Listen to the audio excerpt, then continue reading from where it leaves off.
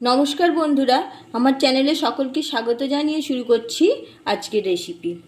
আজকে আমি ঢ্যাঁড়স দিয়ে একটা রেসিপি বানাচ্ছি। পাঞ্জাবি স্টাইলে ঢ্যাঁড়স ভাজা রেসিপি বানিয়ে দেখাচ্ছি। তার জন্য নিয়ে নিয়েছি ঢ্যাঁড়সগুলো পরিষ্কার করে ধুয়ে নিয়েছি। এবার একটা সুতির কাপড় দিয়ে মুছে নেব, মুছে কেটে নিচ্ছি। ঢ্যাঁড়স সব সময় ধুয়ে নিয়ে কাটা উচিত। কাটার পরে ধুলে ঢ্যাঁড়সের যে হরহরে ভাবটা থাকে না, সেটা বেশি হয়ে যায়। আর আগে ধুয়ে নিয়ে কাটলে সে জিনিসটা কম হয়। ঢ্যাঁড়সগুলো এইভাবে ছোট ছোট করে কেটে নিয়েছি। আর নিয়েছি একটা মাঝারি সাইজের আলু, ছোট ছোট করে কেটে নিয়েছি।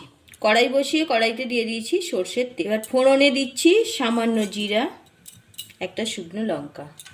ফোড়নটা ভাজা হয়ে গেছে, কুচি করে রাখা আদা একটু দিয়ে দিলাম। আদাটা দিয়ে একটু নাড়াচাড়া করে নিচ্ছি। কেটে রাখা আলুগুলো দিয়ে দিচ্ছি। অল্প একটু লবণ। আলুগুলো ভালোভাবে ভেজে নিচ্ছি। ঢাকনা দিয়ে আলুগুলো খুব ভালোভাবে সেদ্ধ হওয়া পর্যন্ত ভেজে নিচ্ছি। আমার চ্যানেলটা সাবস্ক্রাইব করে পাশে থাকুন। কিভাবে বানাচ্ছি দেখতে থাকুন পুরো ভিডিওটা। গ্যাসের আঁচটা লো করে দিয়ে ঢাকনা দিয়ে খুব ভালোভাবে আলুটা ভেজে নিয়েছি। আলুটা সেদ্ধ হয়ে গেছে। এবার ঢ্যাঁড়সগুলো দিয়ে দিচ্ছি। আবারও একটু লবণ দিয়ে দিচ্ছি। ঢাকনা দিয়ে লো ফ্লেমে ঢ্যাঁড়সগুলো ভাজছি।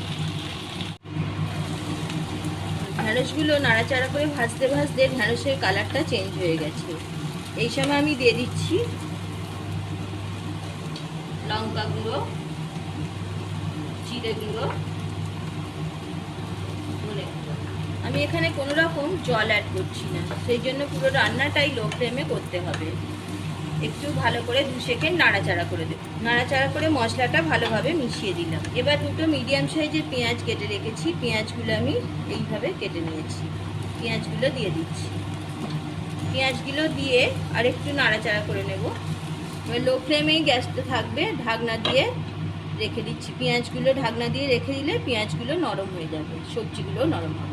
ঢাকনা দিয়ে রাখার ফলে পেঁয়াজগুলো নরম হয়ে গেছে। আর পেঁয়াজ থেকে তরকারির মধ্যে একটা জলীয় ভাব এসে গেছে। পেঁয়াজগুলো সেদ্ধ হয়ে গেছে। আমি আরও একটু নাড়াচাড়া করে ভেজে নিচ্ছি। একটু সামান্য কসৌরি মেথি ওপর থেকে ছড়িয়ে দিই। পাঞ্জাবি স্টাইলে ঢ্যাঁড়স বা ভেন্ডি ফ্রাই একদম রেডি। এটা গরম ভাত কিংবা রুটির সাথে খেতে কিন্তু অসাধারণ লাগে। পরোটার সাথেও খেতে পারেন।